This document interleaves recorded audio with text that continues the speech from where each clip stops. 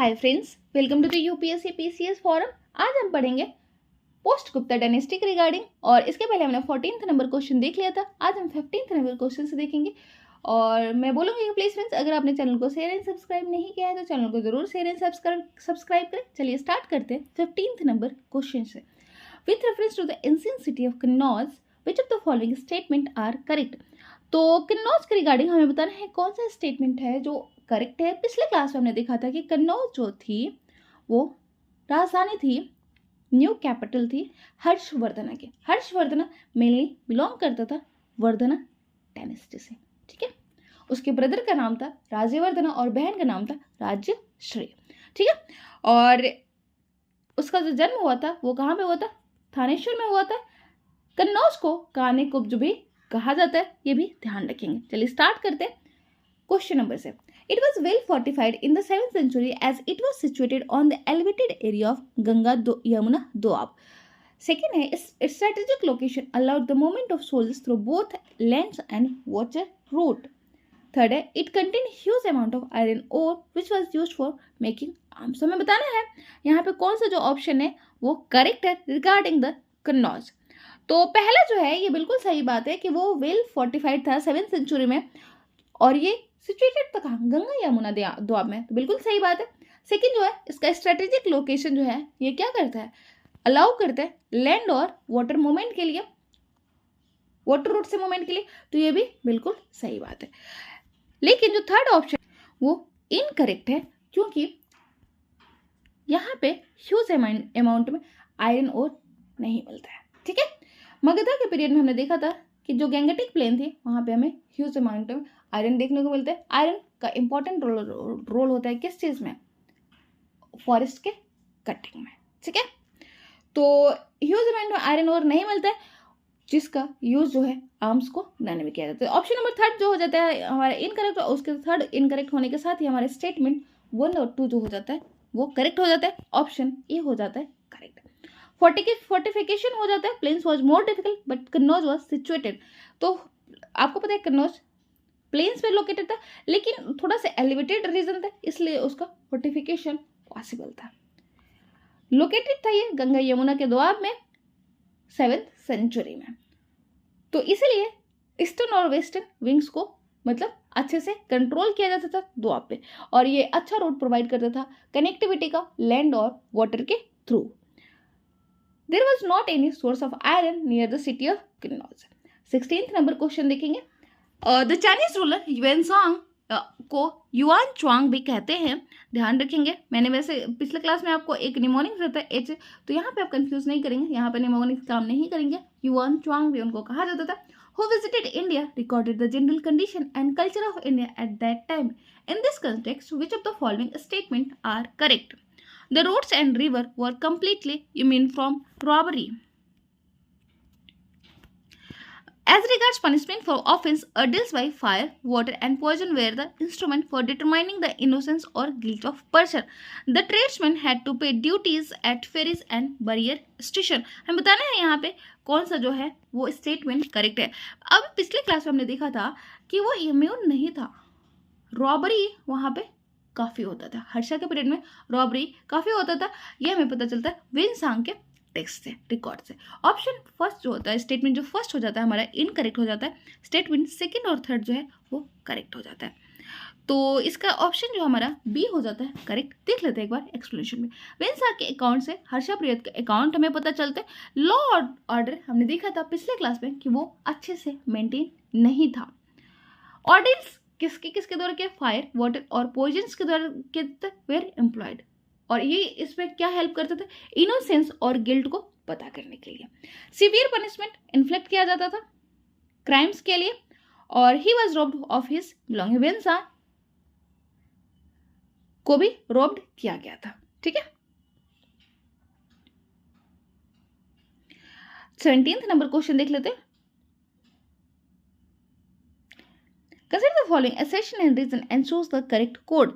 तो हमें बताना है यहाँ पे क्या सही है। As compared to the ruler of Gupta Empire, Harshvardhana didn't issue coins on the large scale.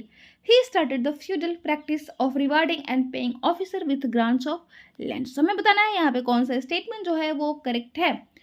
तो बिल्कुल वो स्टार्ट करते हैं फ्यूडल प्रैक्टिसेस को of rewarding. Feudal practices start हो गई थी आपके गुप्ता पीरियड में ही, और इसलिए गुप्ता पीरियड जो थी वो हाईली डिसेंट्रलाइज्ड हुआ करते थे।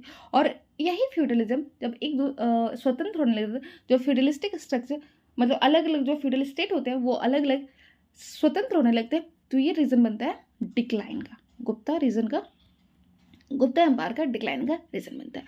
तो हर्षा क्या करता है, फ्यूडल प्रैक्टिस को रिवार्ड करने से ऑफिसर्स को पे करने लगता है ग्रांट्स ऑफ लैंड्स के रूप में, ठीक है। और इसीलिए वो बहुत मात्रा में कॉइन्स को इशू नहीं करते हैं in comparison of Gupta empire के टाइम पे, ठीक है। तो ऑप्शन नंबर हमारा ए हो जाता है करेक्ट, क्योंकि एक्सेप्शन और रीजन दोनों ही करेक्ट है, और रीजन जो है वो करेक्ट एक्सप्लेनेशन में बताता है। हर्षा को क्रेडिट किया जाता है किसके लिए, grants of land to the officers by charters के लिए। वेलसांग जो है वो कहता है कि मिनिस्टर्स और जो हाई ऑफिसर्स थे उनको क्या दिया जाता था, लैंड से इंडो किया जाता था। फ्यूडल प्रैक्टिस को रिवर्ट किया गया था, ऑफिसर्स को लैंड ग्रांट्स दिया जाता था, ठीक है, जो कि बिगिन हो गया था किसके टाइम पे, हर्षा के टाइम। हमने देखा था कि सातवाहन और गुप्ता के पीरियड में जो लैंड ग्रांट्स होता था मेनली बड़े ऑफिसर्स को होता था, और सातवाहन के टाइम पे तो मेनली जो ब्राह्मण्स होते थे उनको तो टैक्स फ्री लैंड उनको थे, जिनको अलाउ किया जाता था किसके लिए, मतलब पीजेंट से टैक्स लेने के लिए, ठीक है। और हर्षा के टाइम पे ये लैंड ग्रांट्स जो होता था वो ऑफिसर्स को पे करने का मतलब लैंड ग्रांट पे करने का रूल जो है वो स्टार्ट हो गया।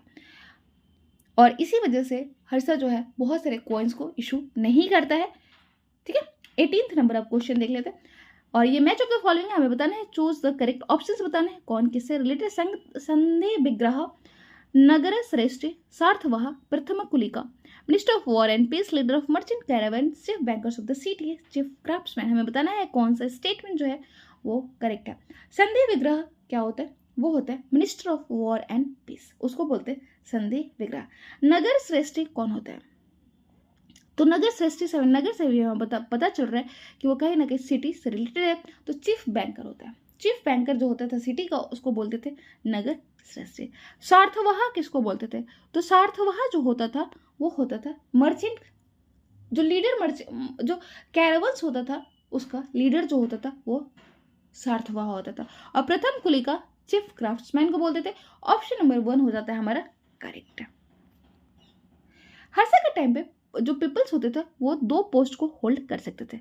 हर्षा के टाइम पे हरिसेना जो एक कोर्ट पोएट था वो कुमार अमात्य का भी रोल था। कुमार अमात्य का मतलब होता है मिनिस्टर, और संधि विग्रहिका का मतलब होता है मिनिस्टर ऑफ वॉर पीस। तो वहां पर क्या था हर्षा के टाइम पे कि एक पर्सन 2 पोस्ट को होल्ड कर सकता था, और हरिसेना ने होल्ड किया था जो एक कोर्ट पोएट था, ठीक है। हरिसेना आपको ध्यान में होगा, सॉरी मैं हरिसेना बोल रही हूँ, मेरे दिमाग में बाण भट्टा चल रहा था। बाण भट्टा एक्चुअली कोर्ट पोएट हुआ करता था। हरिसेना तो कुमार अमात्य था जिसका मतलब होता मिनिस्टर, और संधि विग्रहिका minister of war and peace हुआ करता था। नगर श्रेष्ठी चीफ बैंकर को और मर्चेंट ऑफ द सिटी कहा जाता था, वो हर्षा के टाइम पे था। सार्थवाह वो लीडर हुआ करता, मर्चेंट कैरावंस का लीडर जो होता था वो सार्थवाह, और प्रथम कुलिका जिसको चीफ क्राफ्ट्समैन भी कहते थे। अब हम कुछ रीजनल किंगडम्स के बारे में देखेंगे, और रिगार्डिंग पहला क्वेश्चन है, a fiscal and administrative unit called Dandabhukti was formed in border area lying between Bengal and Odisha in the 7th century AD 4। तो जो यूनिट थी दंडभुक्ति जो कि फॉर्म हुई थी बॉर्डर एरिया जो कि बंगाल और उड़ीसा के बीच में 7th सेंचुरी में लाई करती थी, तो वो किस लिए थी, उसका क्या काम हुआ करता था, taming and punishing the tribal inhabitants of that region, stabling society based on the Vedic norms, settling of antisocial and criminal elements of the society, settling of merchants specializing in the export of textile to the foreign countries। हमें बताना है यहाँ पे कौन सा statement जो है वो करेक्ट होगा। तो यहाँ पे है दंडभुक्ति, उसका क्या काम होता है, तो उसका काम होता है टेमिंग और punishing the tribal inhabitants of that region, और वो कौन सा रीजन होता था, बंगाल और उड़ीसा वाला। ऑप्शन नंबर ए हो जाता है हमारा करेक्ट। आपको दंडभुक्ति से ही समझ, दंडा का मतलब होता है दंड, दंड का मतलब होता है पनिशमेंट, ठीक है, और भुक्ति का मतलब होता है एंजॉयमेंट। और ये काम और ये दोनों मिलकर किसका फॉर्मेशन करते हैं, दंड भुक्ति का, और वो मिलनी उनको अपॉइंट किया जाता था कौन वाले रीजन में, बंगाल और उड़ीसा वाले रीजन में, और इनका काम क्या होता था, टेमिंग और पनिशिंग द ट्राइबल इनहेबिटेशन जो रहते थे उस रीजन में उनको. It also promoted Sanskrit and other elements of culture in the tribal areas. Next question देख लेते हैं. With reference to the administration in Bengal in the post Gupta age, an officer called Agraharika was appointed for. तो अग्रहारिका को appoint किया जाता था, वो क्या होता था? तो अग्रहारिका supervising the custom operation, maintaining law and order, assessment of land revenue, supervising the endowment of tax-free land and villages to the learned person. तो अग्रहारिका मेनली क्या होता है? Supervising the endowment of tax free land और village to learned person. Option number D हो जाता है correct. 6 और 7 century में प्रैक्टिस ऑफ लैंड ग्रांट्स होना स्टार्ट हो जाता है और काफ़ी इंक्रीज हो जाता है. ये हम देखते हैं हर्षा पीरियड में है. ठीक है. और जो स्पेशल ऑफिसर्स होते थे जिसको अग्रहारिका किया जाता था वो क्या करता था? वो सुपरवाइज करता था इन लैंड ग्रांट्स को. ठीक है. 21st नंबर क्वेश्चन देखते हैं. Consider the following statement with reference to the king Shashanka. तो किंग शशांका के रिगार्डिंग हमें बताना है कौन सा स्टेटमेंट जो है वो करेक्ट है, इनकरेक्ट है, sorry. He was the ruler of Gauda जो कि बंगाल में in the late 6th century and early 7th century. He was the greatest patron of Mahayana school of Buddhism in eastern India. Second जो है वो बिल्कुल ही इनकरेक्ट है क्योंकि वो पैटर्नाइज नहीं करता, वो पैटर्न नहीं था. उसने बुद्धा का जो बोधि ट्री था उसको कट कर दिया था. बोध गया का बोधि ट्री को इसने कट कर दिया था. स्टेटमेंट जो सेकंड है वो बिल्कुल इनकरेक्ट है. फर्स्ट जो है वो रूलर था बंगाल का. ध्यान में रखेंगे गौड़ा और बंगाल, कभी कभी वो बंगाल और गौड़ा कहीं से भी पूछा. लेट 6th सेंचुरी, 6th और 7th सेंचुरी. ऑप्शन बी जो हो जाएगा वो इनकरेक्ट हो जाएगा क्योंकि उसने हॉस्टिलिटी स्टार्ट की थी बुद्धिज्म का. 22nd नंबर क्वेश्चन देखते हैं. Consider the following statement with reference to the king of Madras in the Odisha. तो किंग ऑफ मद्रास जो ओडिशा के थे उनके रिगार्डिंग हमें बताना है कौन सा स्टेटमेंट जो है वो करेक्ट है. They began the practice of dividing the year into 12 months, keeping the view of changing weather condition in mind. They created the district of Mahendra Bhoga and Dantya Bhagu Bhoga in the Odisha.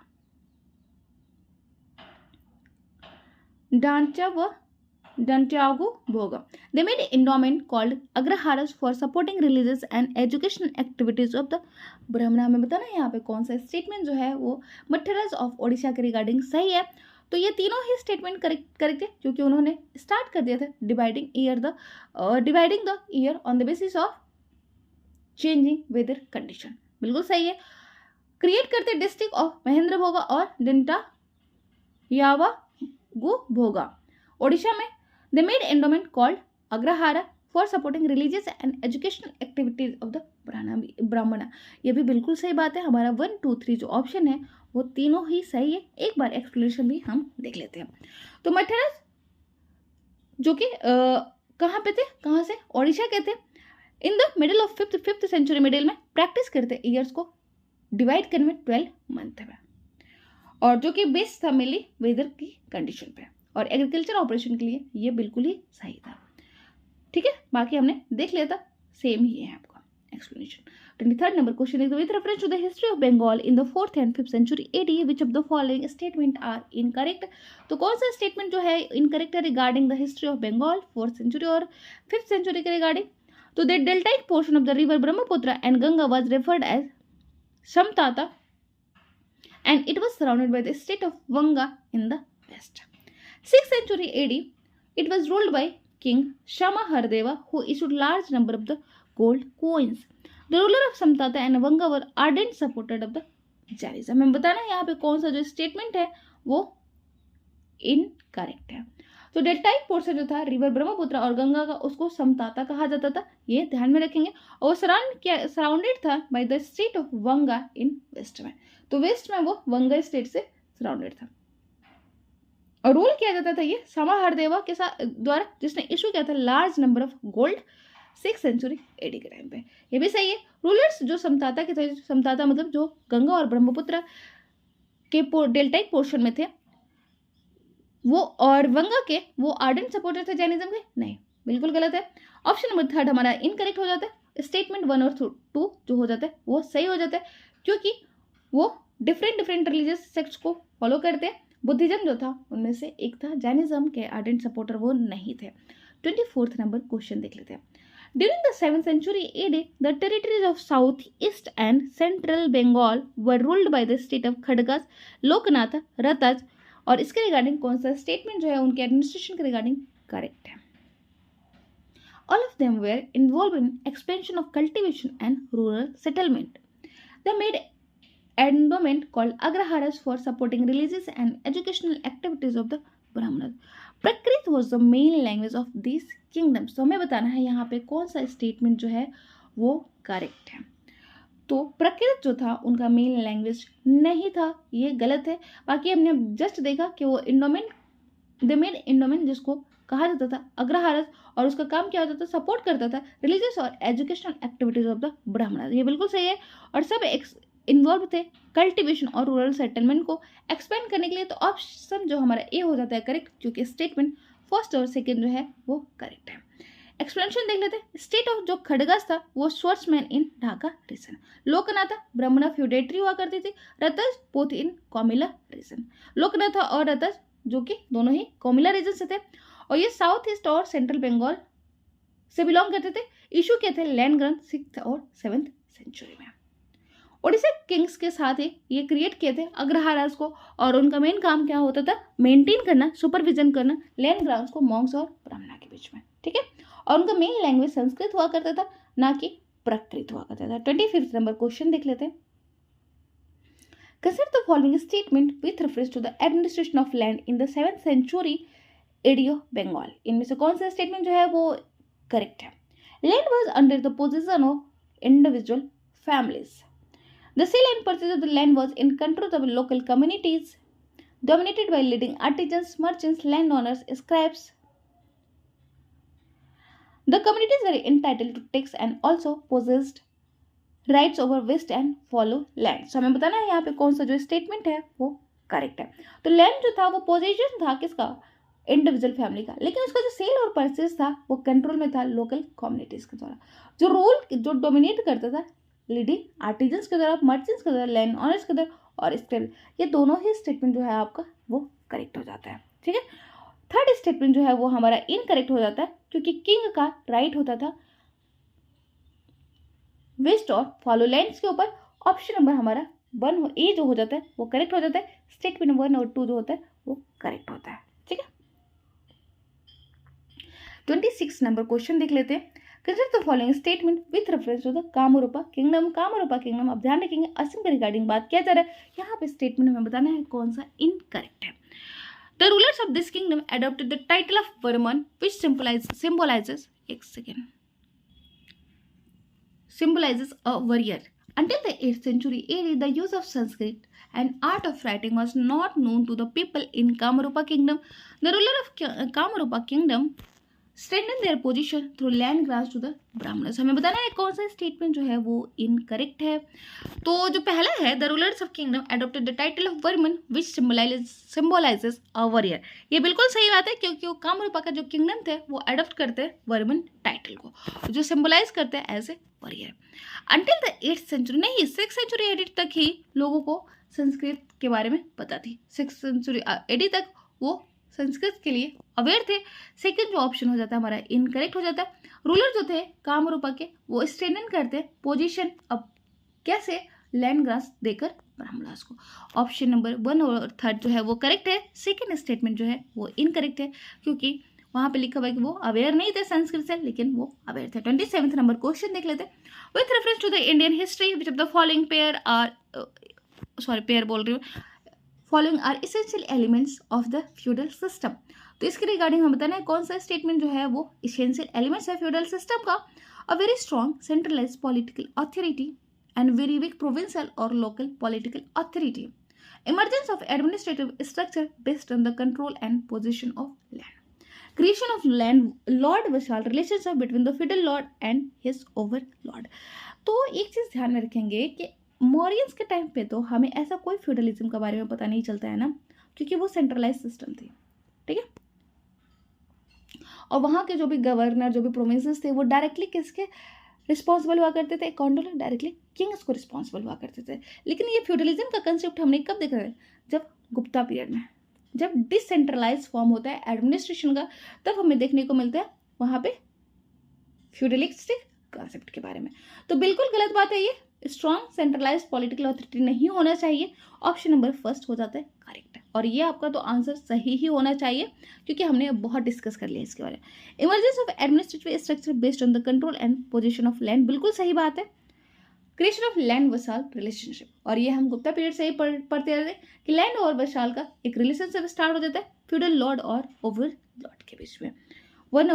One जो है वो इनकरेक्ट हो जाता है, सेकंड और third जो है वो करेक्ट हो जाता है। एक बार एक्सप्लेनेशन में देखो, फ्यूडलिज्म जो होता है एंशिएंट इंडिया में वो कब से स्टार्ट होता है? गुप्ता एम्पायर से स्टार्ट होता है, और हर्षवर्धन का पीरियड आते आते ये प्रोमिनेंट स्ट्रक्चर होता है, फीचर हो जाता है एडमिनिस्ट्रेशन का, ठीक है। और ये एडमिनिस्ट्रेटिव स्ट्रक्चर होता है और ये बेस्ड होता है किस पे? कंट्रोल और पोजीशन ऑफ लैंड पर, ठीक है। और ये फीचर होता है किसका? एग्रीगेरियन सोसाइटी का एक फीचर होता है जिसमें एक लैंड वसाल रिलेशनशिप स्टार्ट होता है किसके? फ्यूडल लॉर्ड के बीच में और ओवरलॉर्ड के बीच में। इन द लिeu of grant of land titles the vassal is obliged to provide services to the lord. तो इसमें क्या था कि जो लॉर्ड हुआ करता था, जो किंग्स हुआ करता था, वो क्या करता है? लैंड्स दे देता था ग्रांट्स के रूप में, और उसके बदले उसको क्या मिलता था? वो सर्विसेज प्रोवाइड किया करता था ओवरलॉर्ड को, किंग्स को, ठीक है। Feudalism is the characteristic feature of weak and decentralised authority, ठीक है। यहाँ पे सेंट्रलाइज सिस्टम नहीं होना चाहिए। नेक्स्ट क्वेश्चन देख लेते हैं, 28 number question. Match of the following list correctly and choose the correct code. हमें बताना है कौन सा कोड जो है वो करेक्ट है। रीजनल किंगडम्स ऑफ ओडिशा है और उनके अचीवमेंट्स रिगार्डिंग हमें बताया गया है कौन सा करेक्ट जो है। मठराज, वशिष्ठास, नालस, मनस devised calendar based on the season, ruled border of the Andhra in South Kalinga, issued gold coin in the Bastar tribal area, issued large number of copper coins। हमें बताना है कौन सा स्टेटमेंट जो है वो करेक्ट है। हमने भी मठराज के बारे में देखा कि उन्होंने कैलेंडर स्टार्ट किया था 12 मंथ बेसिस पे, मतलब ईयर को वो डिवाइड किए थे 12 मंथ में, और ये मेनली बेस्ड था किस पे? सीजन पे, और जो एग्रीकल्चर के लिए वो काफ़ी हेल्पफुल था। तो अभी हमने जैसे देखा ऑप्शन नंबर ए का हो जाएगा फर्स्ट, और जैसे ही फर्स्ट होता है हमारा ऑप्शन फर्स्ट हो जाता है वो करेक्ट हो जाता है। वशिष्ठास जो थे वो कौन थे? रूल करते थे बॉर्डर एरिया साउथ कलिंगा, ठीक है। आंध्रा का मतलब साउथ कलिंगा, आंध्रा के बॉर्डर को वो रूल करते थे। नालाज कौन को क्या किए थे? इशू किए थे गोल्ड कॉइन्स को in the Bastar tribal area. Bastar tribal area आपको पता है छत्तीसगढ़ वाला जोन है। मानास लार्ज नंबर पे कॉपर कॉइन्स इशू किए थे। ध्यान रखेंगे ऑप्शन नंबर 1, 2, 3 जो हो जाएगा वो करेक्ट हो जाएगा। मद्रास क्या किए थे? डिवाइड किए थे ईयर को 3 यूनिट्स में और सबको 4 में डिवाइड किया गया था on the basis off season. Vashishtha जो थे वो रूल किए थे कौन से बॉर्डर पे? आंध्रा के बॉर्डर पे इन साउथ कलिंग जो कि ओडिशा का रीजन है, और वो कंटेम्प्रेरी थे पितृभक्त जिन्होंने रूल किया था मद्रास पे बिटवीन महानदी एंड कृष्णा। नेलाज कौन थे? मद्रास के कंटेम्प्रेरी थे एंशिएंट ओडिशा और छत्तीसगढ़ में, और वो इशू किए थे gold coins in Bastar tribal area. Manas coastal areas of Odisha से बिलोंग करते थे और वो फेमस थे large number of issuing of copper coins. तो आज हमारा कंप्लीट हो गया आपका post Gupta age. Next class में हम पढ़ेंगे हिस्ट्री ऑफ साउथ इंडिया के बारे में। Thank you so much, I hope आप लोगों को अच्छा लगा। बाय।